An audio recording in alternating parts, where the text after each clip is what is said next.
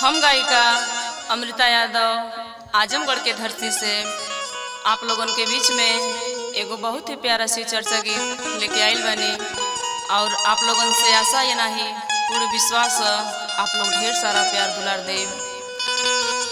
जौन studio विश्वकला studio बलिया में सजीला भाई साहब के हमारे साथ में कलाकार धर्मेंद्र भैया जी और ओ मुन्ना भैया जी और ढोलक पे हमारे सजीला भैया जी। इन लोगों के आशीर्वाद से आज ही मतलब आप लोगों के सामने प्रस्तुति होता।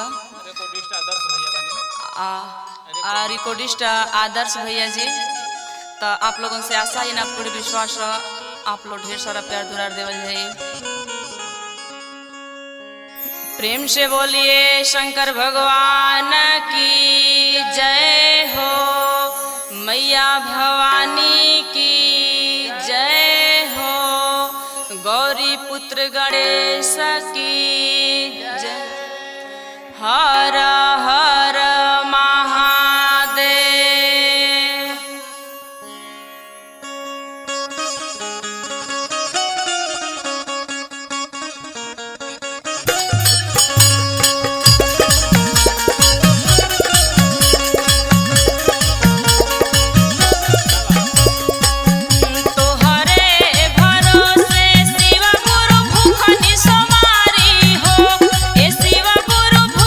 सोमारी